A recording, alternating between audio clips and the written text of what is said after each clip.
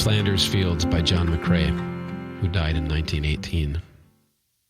In Flanders fields the poppies blow between the crosses, row on row, that mark our place. And in the sky the larks, still bravely singing, fly, scarce heard amid the guns below. We are the dead. Short days ago we lived, felt dawn, saw sunset glow, loved and were loved, and now we lie in Flanders fields. Take up our quarrel with the foe. To you from failing hands we throw the torch. Be yours to hold it high. If ye break faith with us who die, we shall not sleep, though poppies grow in Flanders fields. Flanders Fields is in Belgium, where much of World War I was concentrated. The Germans invaded through Belgium to attack France in August of 1914. And because of the British and French resistance to the attack, much of the German advance, well, it stopped short of Paris, and a lot of it was, I won't say trapped exactly, but kind of trapped in Belgium, which is northeast of France. You had to get through Belgium to get to France because of the mountains. Well, Flanders is a place where there's fields. And in those fields, poppies are blowing, it says, between the crosses. It's a cemetery already. So many people had already died. And this poem was written, published in December of 1915, which is just a year and a half into the war. Already there's this makeshift, I suppose, cemetery. Why are poppies blowing between the crosses? Interestingly, because poppies, which is now the flower that we use to remember World War I, and people even make them out of cloth and put them on their shirts on Armistice Day, or we call it Remembrance Day, I guess. I forget what we call it, Veterans Day. Poppies, though, are a flower that grows in turned soil, plowed soil. What plowed that soil that caused the poppies to grow? Battle. Normally, the farmer plows the field, plants seeds, but here it was battle that plowed the fields, and made the poppies grow. And yet, this is still an optimistic poem. John McRae was from Ontario, from Canada, descended from Scottish immigrants. But what's interesting about the fact that he's from Ontario, Canada, is that during World War I, during the Great War, Canada, New Zealand, and Australia played gigantic roles and gave some of the sturdiest and most courageous soldiers in the war. And each of those countries, Canada, New Zealand, and Australia, really found their identity as nations during that war. The empire called on them. They were still part of the imperial regime. I forget the technical term for it, but they were still part of the British. They still recognized the Queen, but they were independent nations.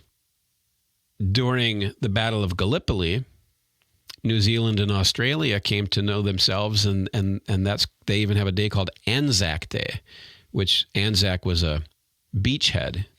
Australia, New Zealand, and I forget what AC stood for, but here Canada also comes to know itself through the military involvement in World War I. And yet again, notice that there's still larks singing bravely in the sky, but you can't really hear them. There's guns below. But the basic point McRae makes here is, don't you forget us. Consequently, the poem was used, at least in England, to recruit soldiers.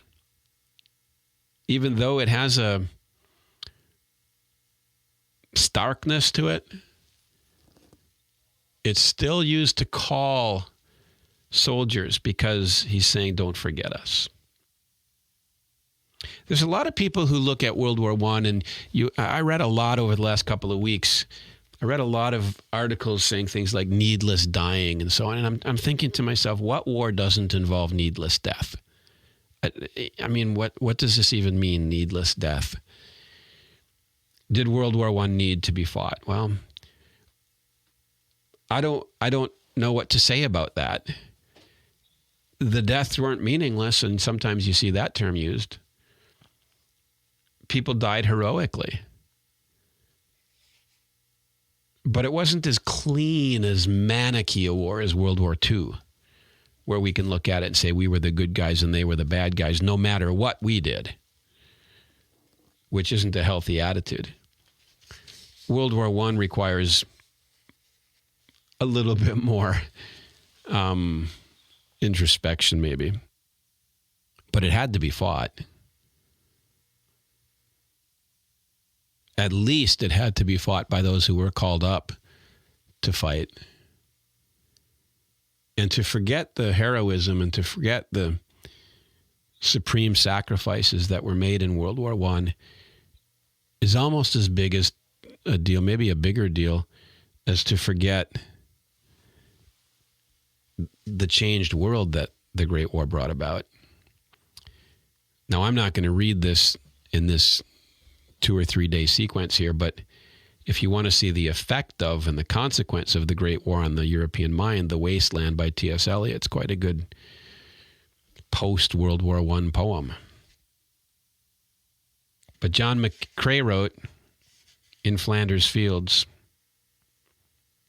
and it was published in Punch magazine on December 8th, 1915. In Flanders fields the poppies blow between the crosses, row on row, that mark our place. And in the sky the larks, still bravely singing, fly scarce heard amid the guns below.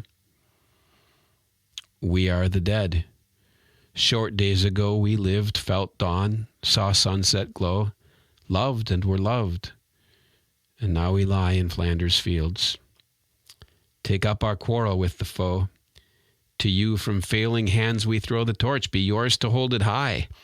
If ye break faith with us who die, we shall not sleep though poppies grow in Flanders field.